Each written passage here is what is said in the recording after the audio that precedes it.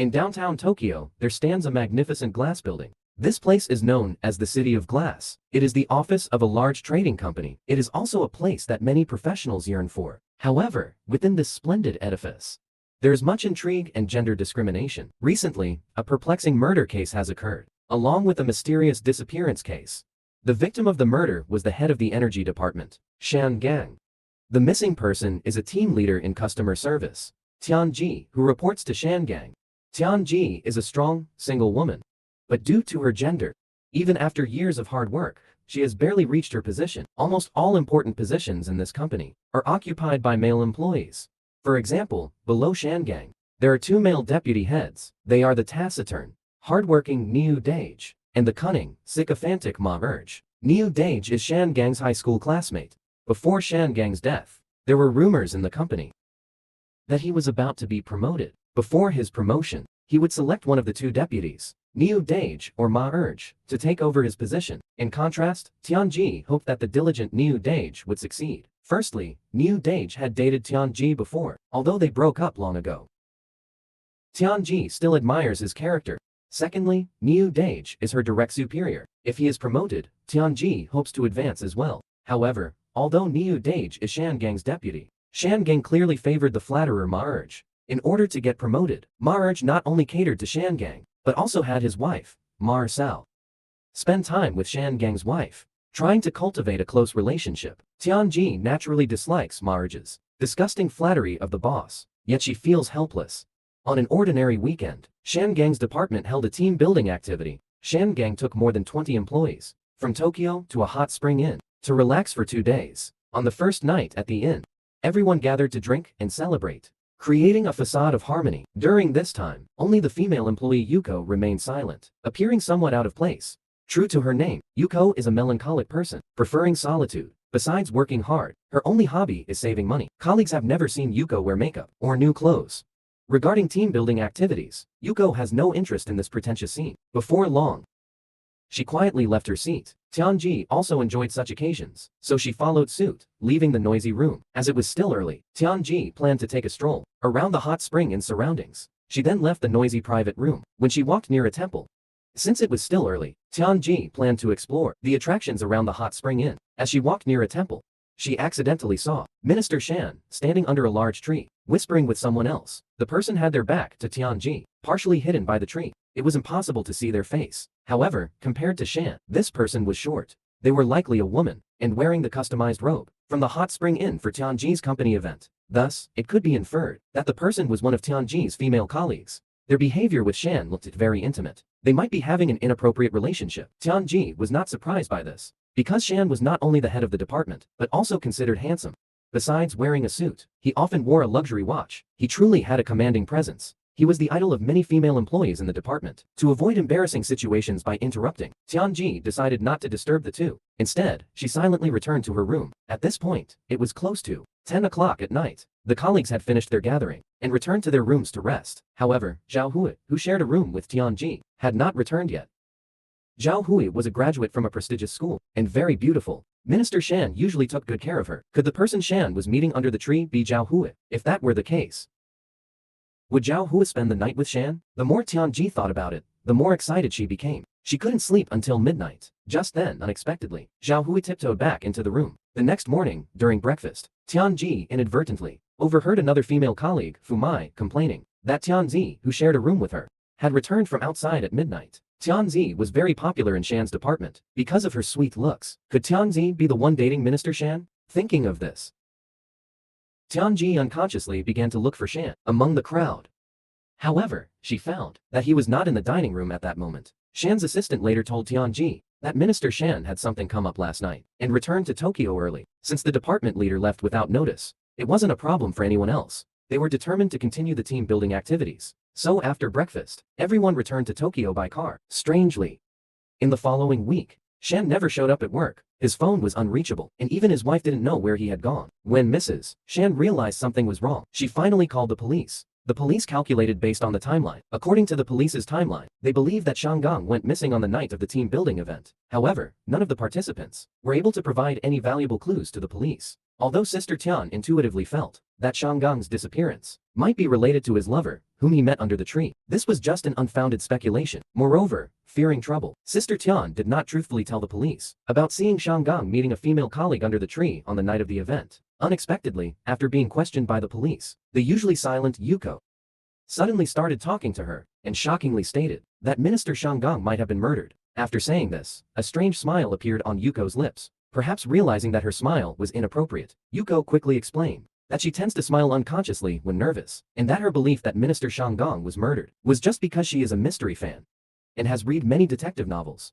In such novels, people like Minister Shangang usually end up being murdered. Although Sister Tian found Yuko's explanation far-fetched, she did not take her words seriously. Who would have thought that 2 days later, a construction team in the Izu area would find Shanggang's body in a mountain construction site. Shangang was strangled to death with a rope. What is puzzling is that the burial site was 7 kilometers away from the hot spring hotel where Shangang was staying. Moreover, there was a long stretch of rugged mountain road between the two places. Why did Shangang go so far? On the night of the incident, there was a long stretch of rugged mountain road. Why did Shangang go so far on the night of the incident? Could it be that the killer, after committing the murder, transported the body 7 kilometers away to bury it? Perhaps due to the oppressive or monotonous nature of her usual work, Sister Tian developed a strong interest in Shanggang's murder case. A few days later, at Shanggang's funeral, a woman behaving strangely caught her attention. The woman was the wife of Deputy Minister Ma Ersao. For some reason, Ma Ersao suddenly showed a terrified expression, as if she had seen a ghost, and left the funeral early, despite her husband's attempts to stop her. She went home alone and soon committed suicide by taking sleeping pills. Feeling increasingly puzzled, Sister Tian decided to investigate the case secretly. She used her weekend to take a taxi to the construction site,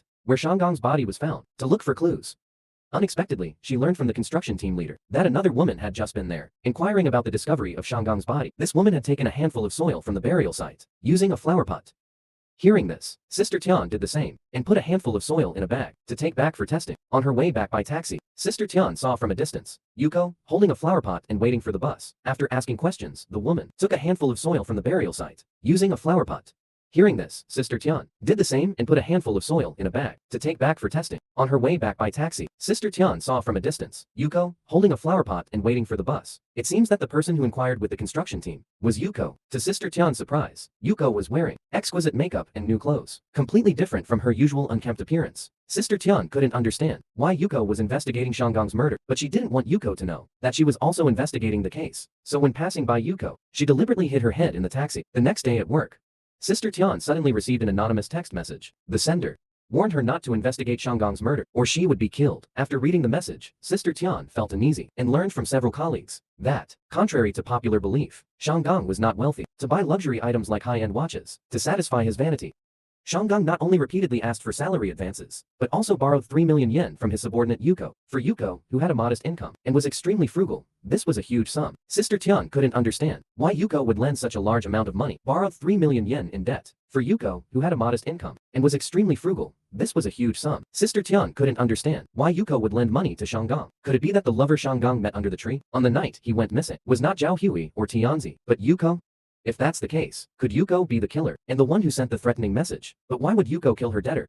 In doing so, she would lose the 3 million yen. Sister Tian found the case increasingly confusing. After much deliberation, she decided to ignore the threatening message and continue investigating the case. After work, Sister Tian took the soil she collected from the burial site to a nearby laboratory for testing. The test results showed that most of the soil came from the Izu Mountains, but it also contained a small amount of soil from Yamanashi Prefecture. Additionally, before Sister Tian tested the soil, Yuko had also come to the laboratory to test a similar sample of soil after learning the test results, but it also contained a small amount of soil from Yamanashi Prefecture. Additionally, before Sister Tian tested the soil, Yuko had also come to the laboratory to test a similar sample of soil after learning the test results. Yuko muttered, "The minister was indeed killed elsewhere, and then the body was dumped at the construction site. It seems Yuko is not the killer of Shanggong. She is just like Sister Tian." Investigating the case, based on Yuko's reasoning, Sister Tian speculated that on the night of the incident, Shanggong was lured to Yamanashi Prefecture by the killer along with a female colleague. Therefore, some soil from Yamanashi Prefecture was found on his body. After the murder, the killer drove the body back to the Izu area to bury it.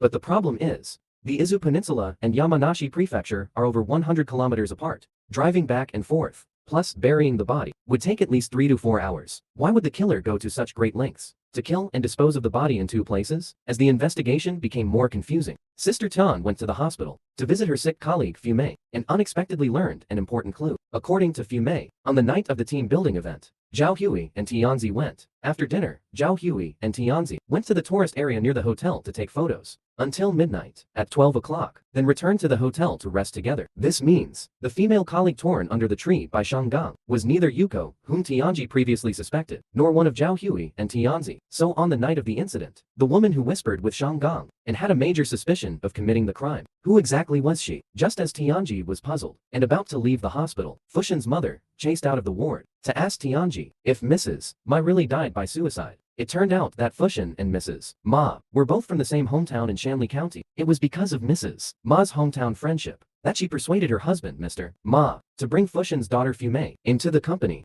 Fushin had always been grateful to Mrs. Ma, but was too busy running a small restaurant to attend her funeral, so she asked Tianji for information. Tianji immediately caught key information from Fushin's words. That is, Mrs. Ma's hometown is Shanli County, and according to Tianji's own speculation, Minister Shanggang might have been harmed in Shanli. Thinking further about Mrs. Ma's unusual behavior at Shanggang's funeral, Tianji couldn't help but suspect that Mrs. Ma was related to Shanggang's death. Back home, just like the previous days, Tianji wrote down all the clues she found that day in her online journal, stored on her social media account. At the end of the journal, Tianji claimed that she would meet someone tomorrow who might be able to solve all the mysteries of the case. However, she did not reveal the name and identity of this person in the journal. Unexpectedly, after that, Tianji suddenly disappeared mysteriously, as if she had vanished into thin air. After receiving the report, the police checked her social media account. Tianji had written detailed online journals about her investigation into Shanggang's murder case over the past few days.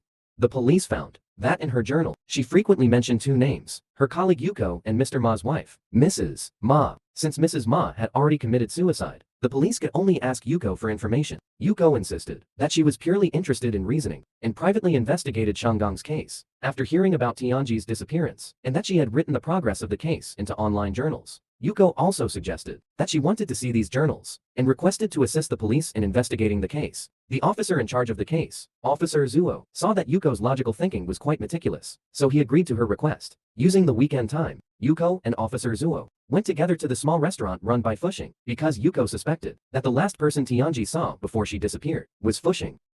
Sure enough, Fushing told them that Tianji did come to see him to inquire about Mrs. Ma's situation. However, although Fushing and Mrs. Ma were from the same hometown, they were not very familiar with each other. He only knew that Mrs. Ma's parents died early, and she was raised by her uncle. Mrs. Ma's uncle runs a flower nursery on the Izu Peninsula. The large chestnut flower in Fushing's restaurant was bought from that nursery. It is said that this flower was transplanted from Yamanashi Prefecture to the Izu Peninsula. In fact, many flowers, plants, and trees in Mrs. Ma's uncle's nursery were transplanted from Yamanashi Prefecture. After hearing Fushing's words, Yuko had a bold guess. Maybe Tianji's speculation in the journal was incorrect. The murder site of Shanggang was not in Yamanashi Prefecture, but in Mrs. Ma's uncle's nursery. In this nursery, there should be a large number of flowers and trees transplanted from Yamanashi Prefecture. Therefore, the soil on Shanggang's body was from Yamanashi Prefecture. More importantly, according to Fushing's introduction, Mrs. Ma's uncle's nursery is very close to the hot spring hotel where Shanggang's department had their team building event. Yuko and Officer Zuo immediately went to Mrs. Ma's uncle's nursery to investigate.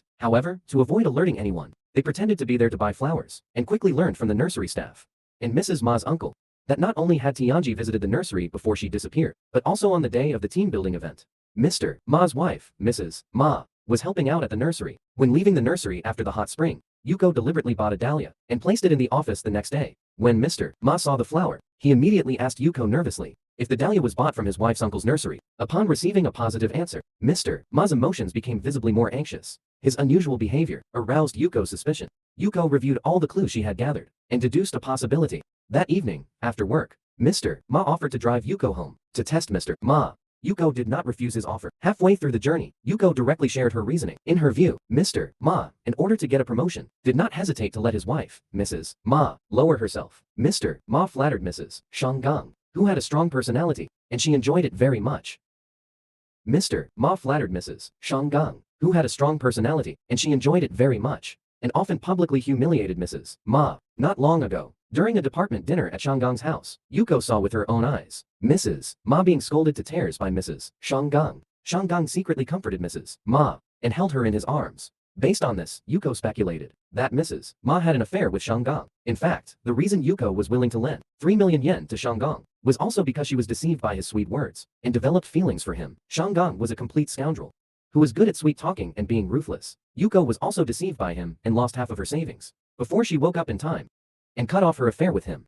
Only then did she awaken in time and cut off her affair with him. From that moment on, Yuzi finally understood. She started secretly buying new clothes and cosmetics, dressing herself up beautifully. Of course, Yuzi's actions had little to do with the case. In her view, the situation on the night of the incident should have been like this. While helping at her uncle's flower garden, Ma Ersao asked her hometown friend Fumei to relay a message, wanting to secretly meet with Yamagata in the garden. In other words, the person Yuzi saw, whispering with Yamagata under the tree, was not Yamagata's mistress, but rather a messenger for Ma Ersao. What Ma Ersao didn't know was that her husband, Ma Urge, had long felt that Yamagata was having an affair with her. After seeing Yamagata leave the inn quietly, Ma Urge secretly followed him. He happened to catch his wife in the act of cheating with Yamagata. In a fit of rage, Ma Urge strangled Yamagata to death. Then, using his uncle's vehicle for transporting flowers, he took Yamagata's body to a nearby mountain construction site to bury it after Yamagata's death, and buried it in a nearby mountain construction site. After Shangang's death, Mrs. Ma felt increasingly panicked and guilty, and eventually chose to commit suicide by taking pills. Regarding Yuko's reasoning, Mr. Ma naturally denied everything. He lost control and threatened Yuko